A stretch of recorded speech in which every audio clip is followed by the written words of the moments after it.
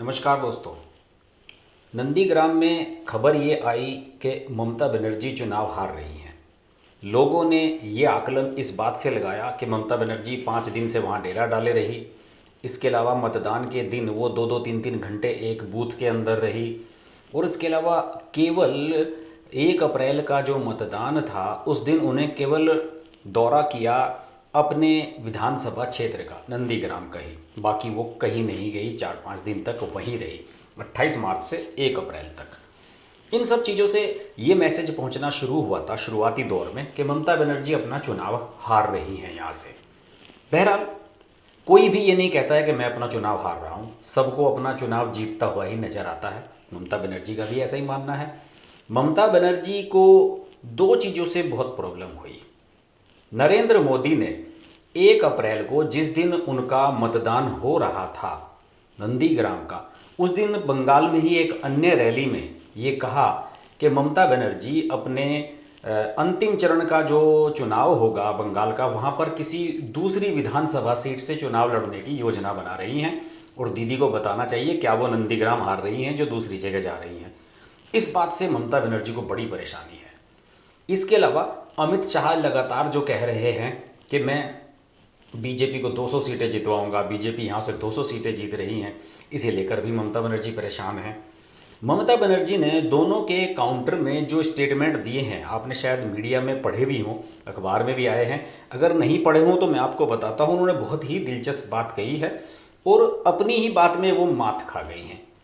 ऐसी बात वो उनके मुंह से निकल गई कि शायद ऐसा कोई कहता नहीं है। इससे ये साफ स्पष्ट हो गया है कि ममता बनर्जी कितनी बुरी कंडीशन में इस समय फंस चुकी हैं। ममता बनर्जी ने उत्तरी बंगाल की यात्रा शुरुआत की 2 अप्रैल को और उन्होंने वहाँ पर जो चुनाव रैलियाँ संबोधित की उसके बारे में मैं आपको बताना चाहता हूँ। उन्होंने एक रैली को संबोधित किया जो दिनहाटा स्थान पर हुई और वहाँ पर रैली में उन्होंने ये कहा कि नरेंद्र मोदी को बताना चाहती हूँ कि पहले अपने गृह मंत्री को काबू कीजिए, इसके बाद हमें नियंत्रित करने की कोशिश कीजिएगा। और इसके अलावा उन्होंने ये भी कहा कि उन्हें मोदी से किसी अन्य सीट से चुनाव लड़ने के बारे में सलाह नहीं चाहिए और उन अफवाहों में कितनी सच्चाई है ये नरेंद्र मोदी ने ही पूछा सा था उनसे कि उन अफवाहों में कितनी सच्चाई है कि आप दूसरी सीट से भी चुनाव लड़ने की योजना बना रही हैं। उन्होंने कहा कि मैं प्रधानमंत्री नरेंद्र मोदी को बताना चाहती हूँ कि हम आपकी पार्टी के सदस्य नहीं हैं जो आप हमें नियंत्रित कर लेंगे। मैं आपकी पार्टी के सदस्य नहीं हूं जो आप मुझे दूसरी सीट से चुनाव लड़ने की सलाह देंगे। मैंने नंदीग्राम से चुनाव लड़ा है और वहीं से जीतूंगी। इसके अलावा उन्होंने कहा कि मैं नंदीग्राम से जीत रही हूं, लेकिन यह चुनाव सिर्फ मेरे बारे में नहीं है। आपको यह सुनिश्चित करना है कि टीएमसी 200 से अधिक सीटें जीते, अन्यथा भाजपा अपनी धन शक्ति का इस्तेमाल गद्दारों को खरीदने में करेगी। आप जरा पढ़िए इसको क्या कह रही है। दिनहाटा में जो रैली संबोधित की ममता बनर्जी ने, उसमें उन्होंने कहा कि तृणमूल को इस बार 200 सीटें कम से कम चाहिए क्योंकि बीजेपी उनके विधायकों को खरीद सकती है।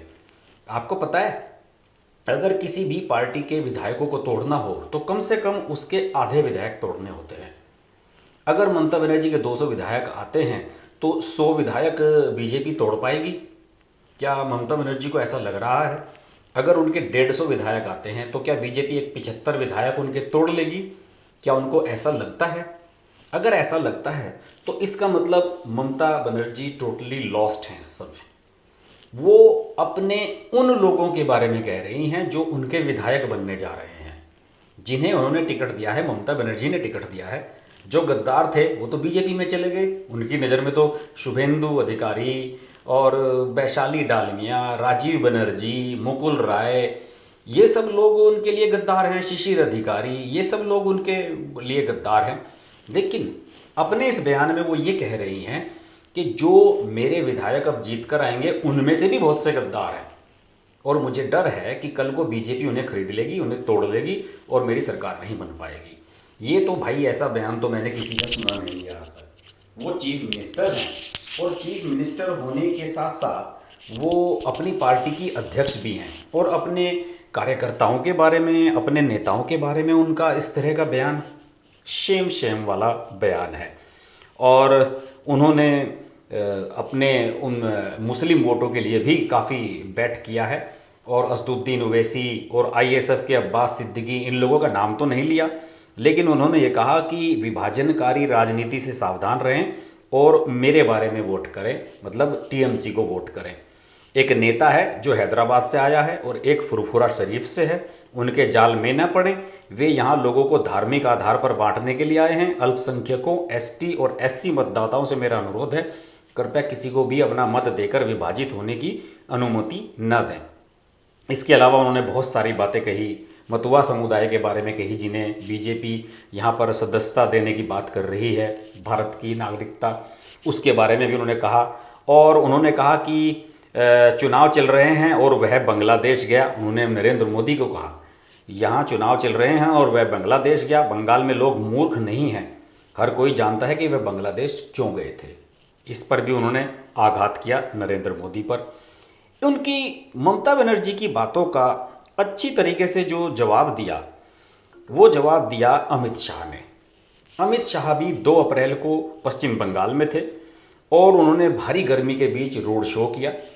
मुझे कुछ मीडिया के लोगों ने बताया कि वो रात में 1 बजे वहाँ पहुँचे थे और फिर सुबह उन्होंने रोड शो शुरू कर दिया। इसी में उन्होंने ये कहा कि हम 200 सीटें यहाँ पर जीत रहे हैं।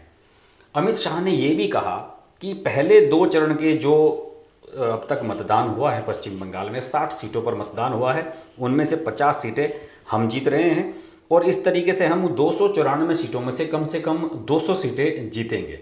और उन्होंने एक टीवी चैनल के साथ बातचीत में ये स्पष्ट रूप से कहा कि वे कुल मिलाकर 200 सीटें जीतने जा रहे हैं।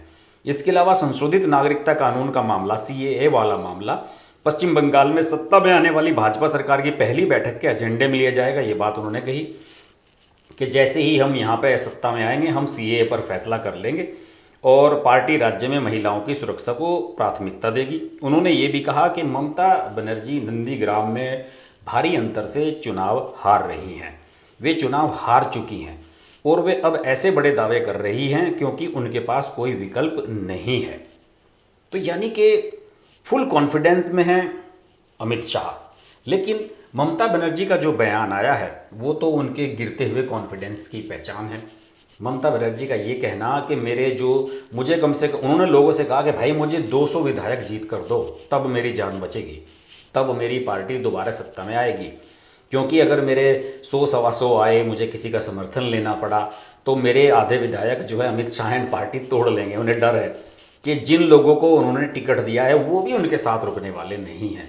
अब आप समझ सकते हैं कि ममता बनर्जी किस खराब स्थिति में है। मैं इससे ज़्यादा और स्पष्ट क्या करूं। ममता बनर्जी लगातार नर्वस हैं, लगातार उनका जो क्या कहना चाहिए कि कॉन्फिडेंस है वो हिला हुआ है और धीरे धीरे नीचे जा रहा है।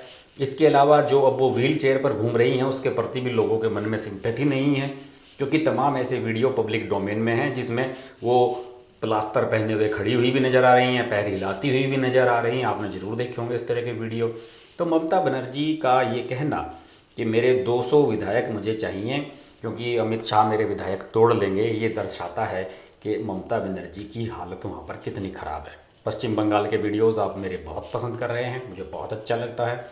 प्लीज़ दोस्तों, अगर आपको मेरे वीडियोज़ अच्छे लगते हैं तो चैनल को सब्सक्राइब करें, नोटिफिकेशन के लिए बेल आइकन ज़रूर प्रेस करें और अपने दोस्तों तक सोशल मीडिया के माध्यम से मेरे वीडियो ज़रूर पहुंचाएं, क्योंकि मुझे सब्सक्राइबर बढ़ाने की बहुत ज़्यादा बेताबी है।